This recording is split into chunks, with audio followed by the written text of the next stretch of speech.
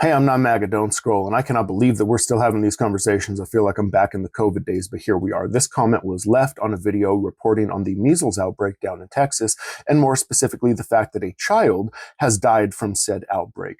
So vaccines are horrible and do horrible things to children. It does more harm than good, and children who are vaccinated can still get the disease.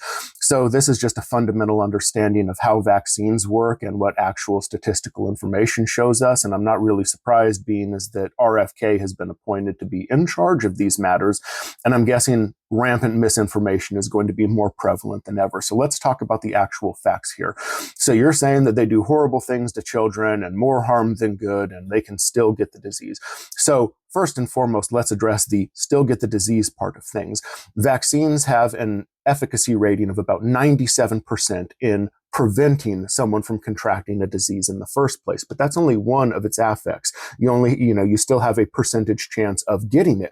But since you've been exposed to some of the virus by receiving the vaccine, your body knows how to respond to it. Having been exposed to it before, your body has the blueprint for what type of antibodies need to be produced to combat that disease. That's how vaccines work, is they expose you to a little bit of that virus so that if your body encounters it again, it can repel it completely or respond accordingly to help you recover from the virus because it's already been exposed to it.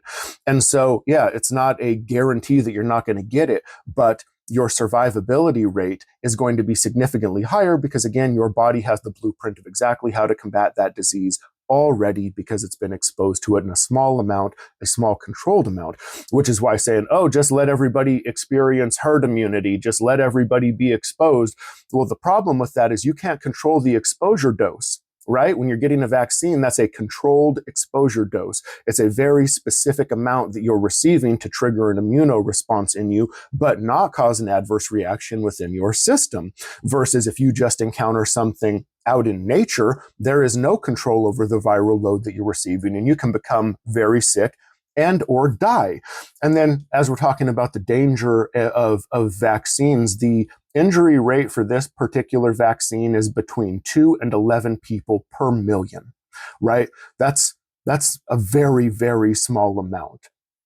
2 to 11 per million. And then there's the fact that 0 people have ever died as a result of the measles vaccine in its current form, right? The current form of the measles vaccine has killed no people ever.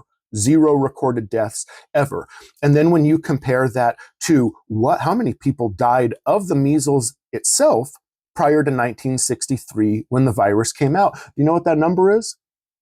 2.6 million people per year died of the measles before the vaccine. So when we're talking about an injury rate of 2 to 11 per million and 0 deaths ever versus 2.6 million people per year dying, I would say that the vaccines have far and away proven their efficacy. Please educate yourself and stop listening to RFK and right-wing conspiracy theorists, for the love of God.